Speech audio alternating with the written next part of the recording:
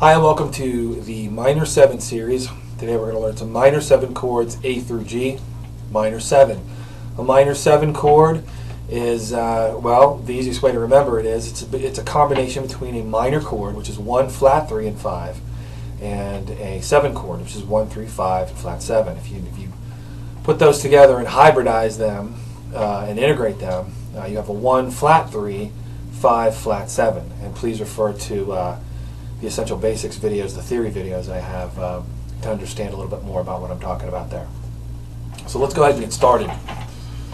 We have something down by the, and the thing is that a lot of these minor 7 chords and major 7 chords and so on are derived from counterparts which I had described as really the fundamentals of music, which were your major and minor chords to start with. So the minor 7 chord is going to be down where the minor chord is here. Okay.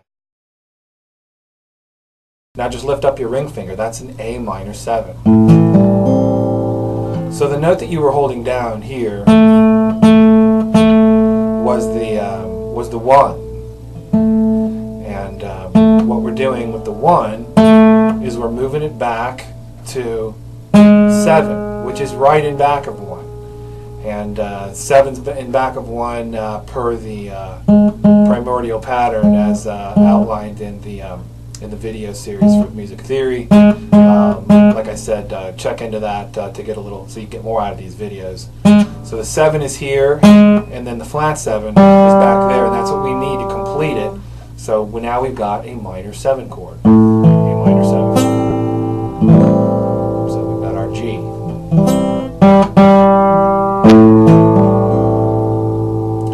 And there's different ways to configure a minor 7. You can add this up here. This is another G, so we've got 2 G's in there now. Yeah, sweetens it up a little bit. So there's an A minor 7. See you in the next chord. This next chord is a B minor 7, and it is based on the A minor 7 configuration. It's down here.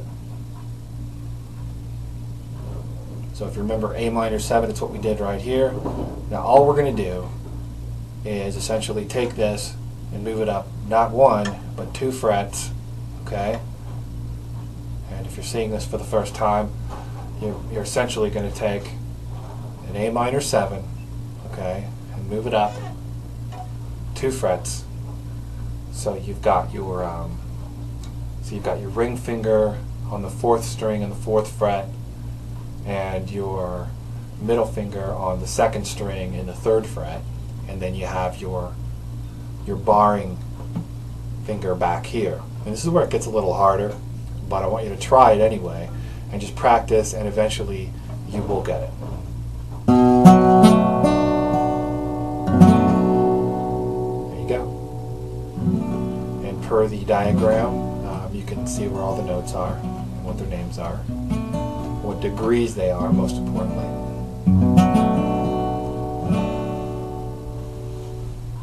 And that's a B minor 7. The next chord is a C minor 7, and if you remember the B minor 7 that we did, all a C minor 7 really is just a bump up from the B minor 7. So the B minor 7 chord was down here. We just did. And all we want to do is take this and just bump it up 1 fret, so it's up here on the 3rd. So this is on the 3rd fret now, and then your configuration's up here.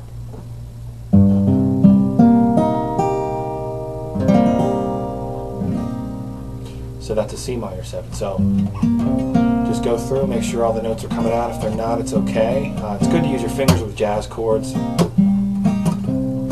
You can put together some cool bass lines and so on. And if you're not sure what bass lines are at this point, there'll be other videos. We'll have those covered in other videos in this series. See you in the next chord. The next chord is D minor 7, and the good news is that we're not going to be doing the bar chord anymore for that. What we're going to do is we're going to come down to the base of the neck. We're going to hold both of these 2 strings down. Now, we're not going to do an F. We're going to hold both of these 2 strings down here. This this one here and that one here. So first and second string on the first fret need to be down, and this one here, your middle finger is the next one down. So this one's on the third string on the second fret. So this is really all you need. And you don't want to hit either of these bottom ones here. You don't want to hit your E string, you don't want to hit your A string. So everything else is good. Let's do it. And that's a D minor 7.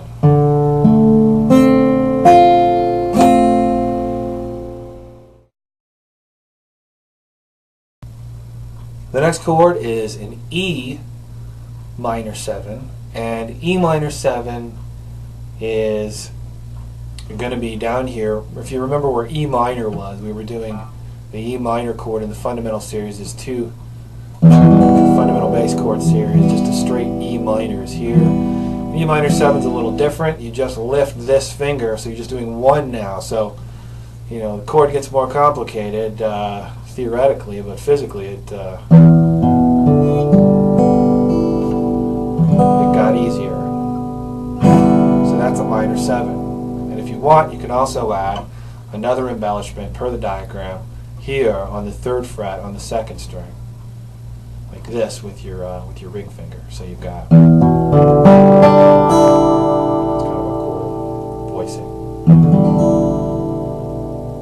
So that's E minor 7. Just go through, make sure your chords are coming out clear and you can hear every note. If you can't for some reason, just go back, do it again. You'll end up getting it eventually. It just takes practice. Don't lose heart. See you in the next chord. This next chord is called F minor 7, and this is kind of a tough chord to do. Mainly because we're bringing back the bar again, unfortunately. The bar is the finger across the back thing that you see people do.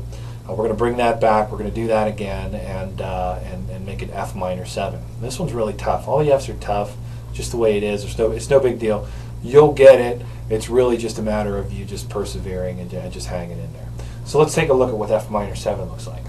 We've got the bar back here in the first fret, and then we've also got the ring finger here, okay, on the fifth string on the third fret, and then we've got the pinky finger on the second string on the fourth, and we're just going to try and hold all this stuff down at the same time and hope for the best. Here we go. And it worked. And you can use this finger, your middle, to push your index down if you need a little extra leverage to get that going. Now this isn't the only way to do it. There are other ways. Of course, I'm going to show you the hardest way to do it.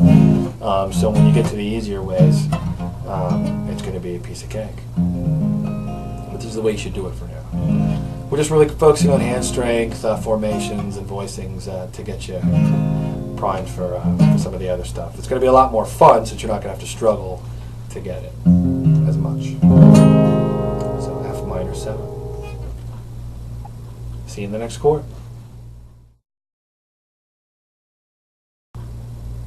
The last chord of the minor 7 series is G minor 7, and we're going to use the same form and the same voicing as we used for F minor 7 for G minor 7. So let's go ahead and put it together. We've got, for F minor 7, we had this going on down here.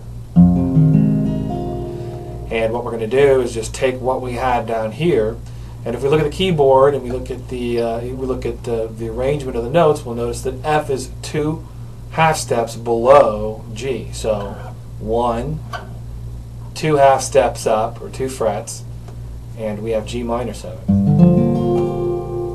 So, and then we can go to A minor 7 if we want, right? 1, 2, because there's a black key between G and A, and we got to go through that. So there's an A minor 7. And we can get to the same A minor 7 down here. Remember, it was the first chord we did in the minor 7 series. Sound the same. We can kind of attempt to make it sound the same, but it doesn't quite sound the same as this. And you know what? That's okay. because you want to know how to do as many different G minor 7s as you can.